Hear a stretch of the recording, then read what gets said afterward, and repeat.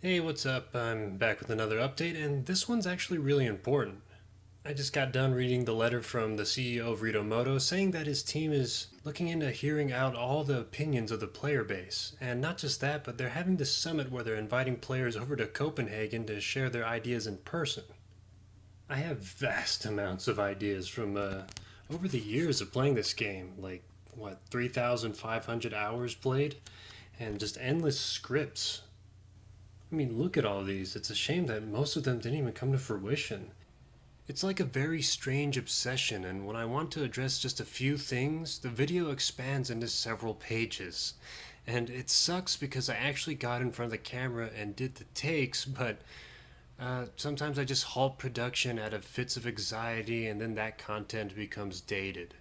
Hello and welcome to another episode. Tonight I'm going to be talking about the Timoshenko update that introduced the Russian army to heroes and generals.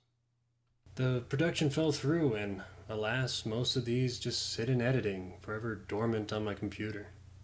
So the summit would be nice if I went over there and maybe if they had like a whiteboard or something, I could write up a few of these things. I don't want to bombard them with information, but yeah, it'll be easier to just pitch things in person.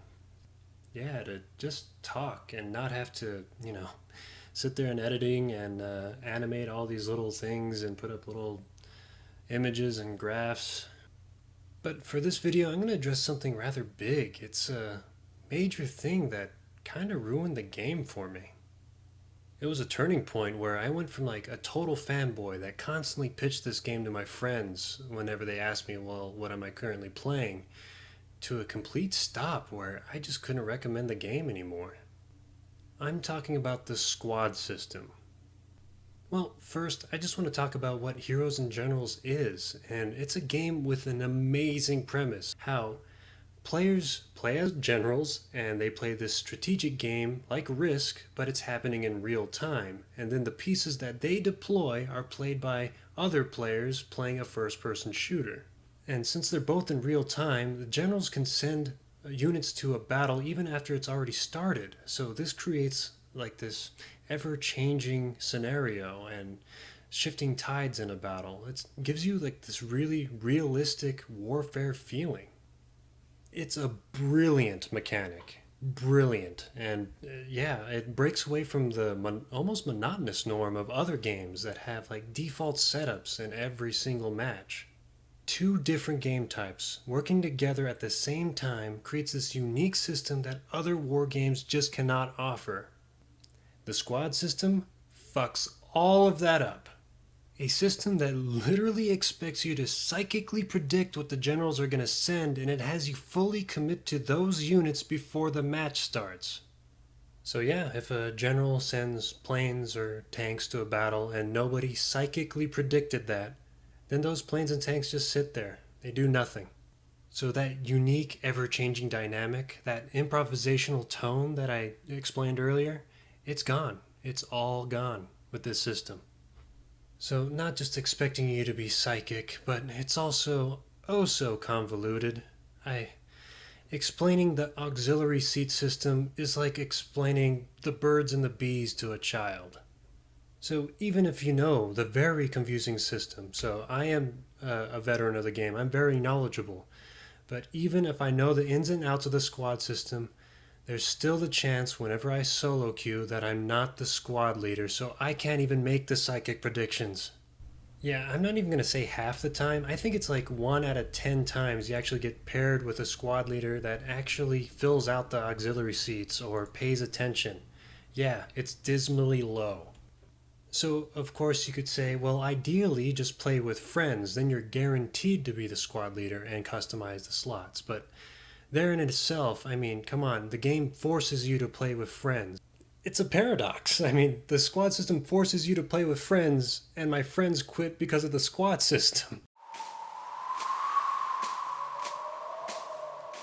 And I guess it gives you incentive to go out and make more friends within the game, but really it's just an obligation. Most of the time I'm just like typing to people, hey, can you join my squad so I can actually play the classes that are available in the match?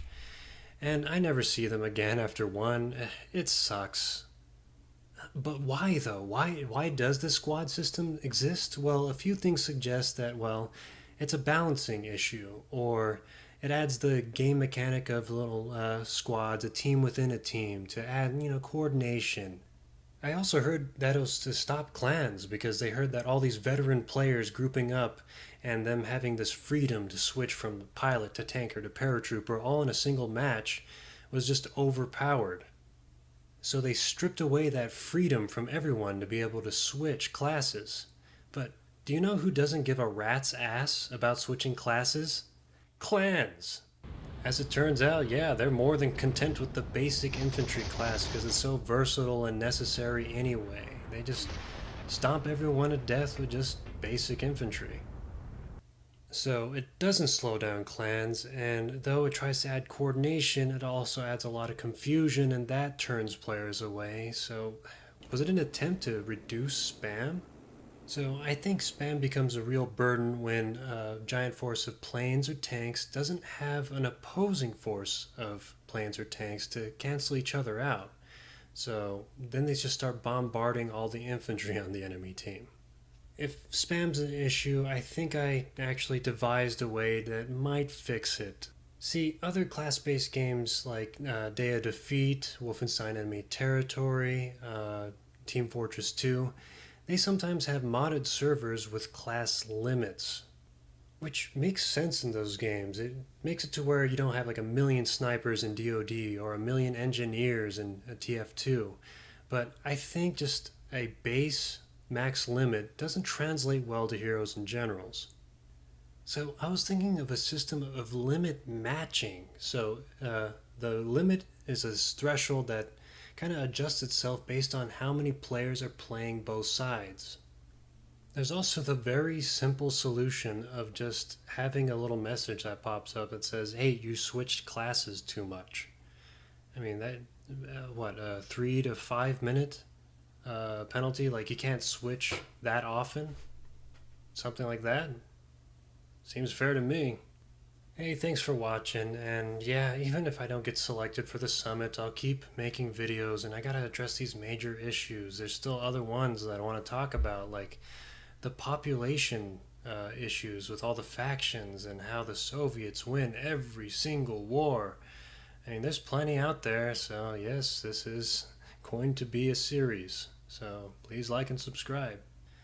Alright, so please and thank you. It's been a long night, and see you next time.